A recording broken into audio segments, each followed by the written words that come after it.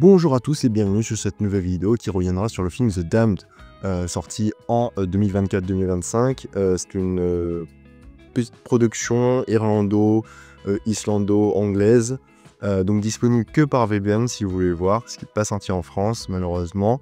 C'est un film qui est passé un peu inaperçu et qui est pour moi un petit bijou, une petite surprise en cette année 2024-2025. Donc de quoi ça parle? En fait, on va suivre donc une veuve jouée par Eva, le personnage Eva, qui va se retrouver avec en gros des pêcheurs au fin fond donc, du nord. On se demande si on est en Islande, si on est beaucoup plus haut sur une île, là, vraiment au nord et aux confins du monde. Et on va suivre donc ce groupe de pêcheurs qui un jour vont voir s'échouer un navire avec de naufragés. Voilà, je vous dis pas plus parce que le scénario il est tellement génial. Ça a une atmosphère que j'aime énormément, qui me fait penser à des films comme The Witch. Il y a un aspect un peu folk horror dans son style, qui va vraiment utiliser des superstitions assez anciennes. Et c'est un petit bijou de cinéma. Donc en termes de scénario, c'est une œuvre qui est, je trouve, magistrale parce qu'on n'a jamais vu une œuvre qui explorerait ce type de mythe, voilà, sans trop spoiler, ce type de mythologie qu'on n'a pas eu souvent le temps de développer dans d'autres films. Alors du coup, ça évoque un milieu assez lointain, on est vraiment perdu. Il y a des références un peu à The Thing, quand on se retrouve sur des plans et des scènes avec beaucoup de neige, mais ça j'évoquerai plus tard. Mais voilà, sinon en termes de scénario, on a quelque chose de très bien construit, des personnages qui se sont développés vraiment de manière très pertinente. Une fin qui est aussi assez excellente, je trouve. Il y a un peu un retournement de situation qui est pertinent, qui peut être un peu à vous bousculer au tout début, mais au fur et à mesure du film va être de plus en plus maîtrisé. Et c'est un film voilà, sur l'aspect vraiment scénario, se tient, arrive à nous mettre en haleine, arrive à nous effrayer quand il faut nous effrayer, nous émouvoir quand il faut nous émouvoir. Donc c'est un film qui arrive vraiment à toucher de par ses émotions.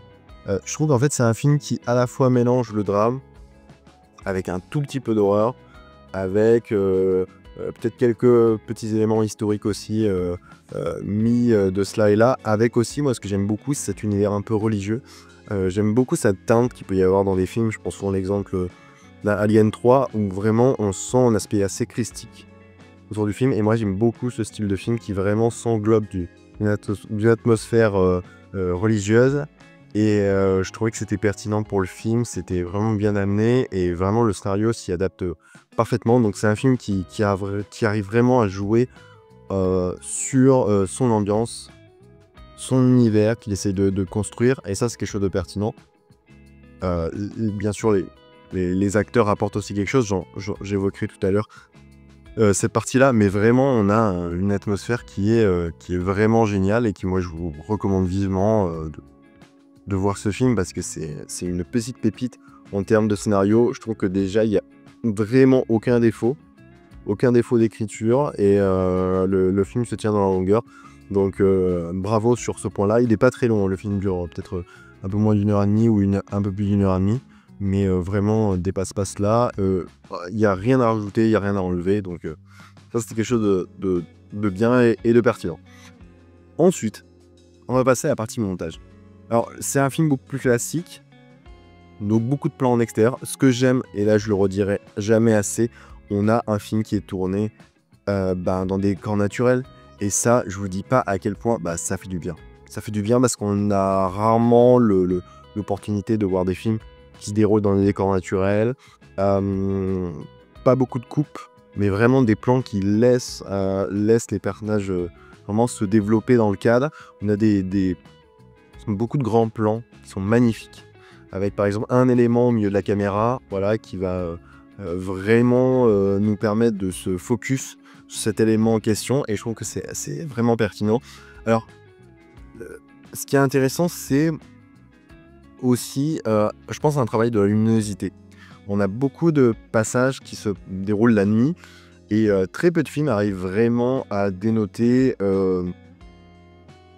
cet aspect de clair-obscur qu'on peut avoir au niveau de l'image. C'est-à-dire, il arrive à nous donner, au niveau des personnages, des humains, des personnes, quoi, une atmosphère très chaude, et en même temps, juste à côté, un environnement naturel dans la nuit très très sombre.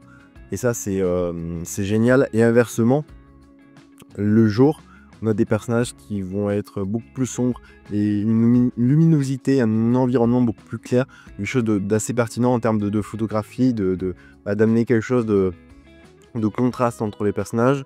On a même un petit détail, en fait, quand t'as le fait qu'il soit... Il y a un côté The Things, qu'en fait, il y a un côté un peu psychologique, il y a les personnages comme ils se retrouvent seuls sur une île, il y a aussi ce côté où les personnages vont se dégrader dans le temps. Et plus ils se dégradent, plus aussi l'aspect, la manière dont la couleur, la caméra va vraiment donner un aspect beaucoup plus sombre à ce personnage-là, va aussi ressortir dans le film. Donc ça, c'est pertinent.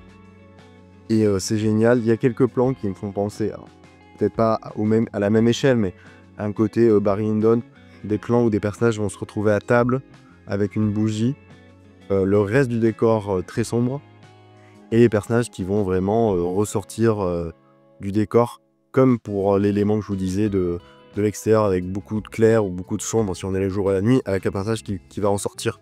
Ce qui est drôle, c'est que récemment, moi j'ai vu Nosferatu, donc le film d'Eggers. Il y a aussi The Witch et Dorfman, ils utilisent les mêmes éléments. C'est qu'en gros, il y a vraiment cette atmosphère orangeâtre que j'aime beaucoup, parce que le film, ils ont une sorte de cabane, de petit endroit pour dormir. Et avec ces couleurs de bois assez sombres et cet univers qui donne, voilà, quelque chose de fantastique, même de par l'image. Voilà. Même si on a un film qui n'est pas forcément fantastique, l'image va rendre quelque chose d'assez fantaisiste et nous touche, quoi. Nous arrive à nous imprégner de cette atmosphère. Voilà, chercher les mots. Et donc c'est quelque chose que moi je trouvais qui était génial, et que vraiment je recommanderais à tout le monde d'utiliser ce type de manœuvre pour vraiment s'ancrer dans un film. Ensuite, donc un montage assez classique, pas de coupe, pas de cut, trop souvent.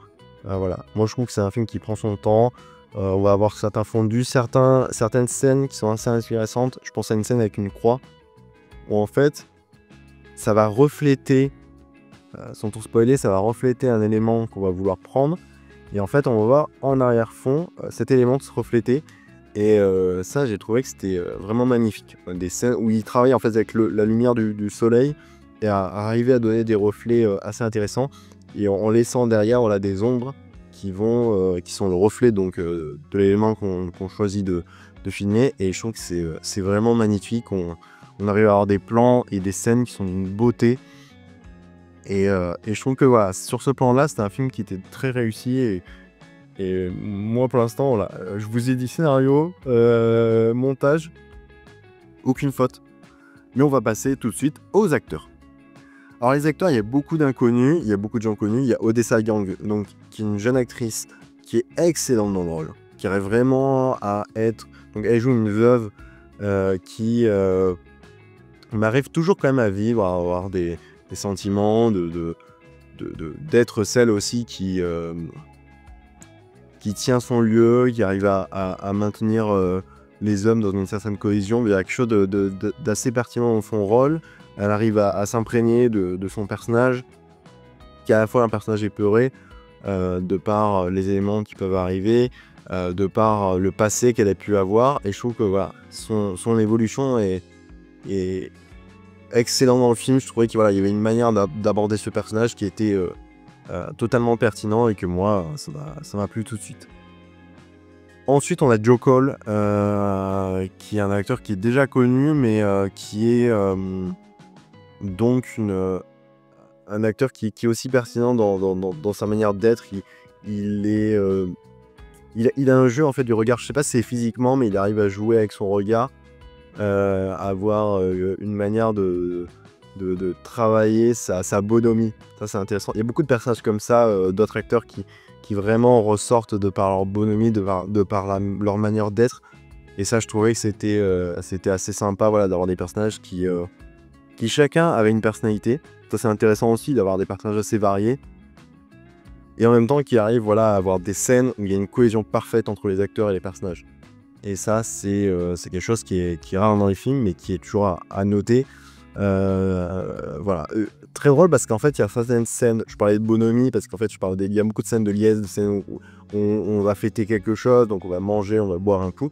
Ça m'a fait penser un peu au film de Zemeckis, le Beowulf, le film de synthèse de Zemeckis, où il y avait comme ça une scène qui se passe à un moment du film dans l'auberge, où ils chantent, ils dansent. Et c'est drôle parce qu'en fait on sait qu'on est dans un moment où la nuit est présente. Donc il y a potentiellement un danger qui se présente, mais en fait les personnages sont en train de jouer, de fêter quelque chose. Donc en même temps on est joyeux et en même temps on est toujours happé par l'idée de il y a quelque chose de possible qui peut arriver dans la scène d'après. Intéressant, comme Nosferatu. Je vais pas trop spoiler le film, pas trop vous dire. Il y a un élément en fait qu'on va pas beaucoup montrer dans la majorité du film jusqu'à ce qu'il y ait une révélation à la fin. Et ça, j'ai trouvé ça excellent. Excellent toujours là de ne pas montrer les choses directement et de ne pas... c'est une habitude qui est trop souvent mise dans les films récents. Et il y a des choses qu'il ne faut pas montrer tout de suite. Des fois, ne pas montrer totalement, ça peut marcher. Mais vraiment montrer à un moment du film où c'est pertinent de le montrer, là je trouve que c'est assez excellent. Donc voilà, ça c'est un élément que j'aime énormément, que je voulais évoquer. Je ne l'avais pas évoqué avant, parce qu'il y a un style dans ce film-là. C'est vrai que je parlais de The Witch de Eggers. Il y a un style vraiment, alors là c'est vraiment un film européen. Donc il y a un style de ces vieux films européens qu'on pouvait faire à une époque et que moi j'aime énormément. C'est ce que je dis sur un réalisateur comme Eggers, Robert Eggers, c'est que c'est un réalisateur américain, mais il a une patte et une manière de filmer ses films qui sont complètement des films qu'on pouvait faire à une certaine époque dans le cinéma européen. Par exemple, début du XXe siècle ou jusqu'au milieu, on arrivait à faire des films assez fous, assez étranges, qui avaient quelque chose de très très froid dans la manière dont on l'amenait. Alors, on pense même à la France, parce que la France, on l'associe souvent à cinéma de comédie, mais vraiment, on pouvait avoir à une époque des films qui s'ancraient dans quelque chose de beaucoup plus sombre, beaucoup plus froid, et dont tous les Européens pouvaient faire, que ce soit les Irlandais là, mais même les Anglais pouvaient avoir des films d'une atmosphère très froide. Et c'est quelque chose, je pense, on partage sur le plan du cinéma. C'est cet aspect qu'on pouvait faire à une époque et qui revient en fait de temps en temps avec des réalisateurs qui prennent des risques et qui sont assez pertinents dans la manière dont ils vont amener le film. Une musique qui est assez magnifique, je pense à la musique aussi, qui est très mélodieuse, très irlandaise même dans cette manière d'être amenée, très classique aussi. Les moments de tension vont être amenés aussi par une musique qui va être assez forte. Mais ce qui est drôle, c'est que la tension dans ce film-là, quand il y a des moments de tension, sont amenés souvent par un silence. Et le silence dans ce film-là, c'est aussi quelque chose qu'on manque. Je parlais de cinéma européen. Le silence est quelque chose qui manque au cinéma, quoi. D'avoir des moments qui soient calmes. Pas des moments de boum-boum permanent qui ne nous permet pas vraiment de nous ancrer dans un film comme The Damned. Donc voilà l'ensemble des choses que je pouvais dire et amener sur un film comme The Damned. Je vous le conseille vivement d'aller voir ce film qui est vraiment excellent. Dommage qu'on n'ait pas un distributeur ou quelqu'un en France qui pourrait nous le sortir même dans quelques salles, parce que c'est un film qui vraiment vaudrait le coup de le voir. Il y a beaucoup de petits détails dans les plans, comme on a des parties qui se passent la nuit. Très dommage. Voilà, sur ce, moi je vous dis à la prochaine et surtout allez voir des films. Ciao.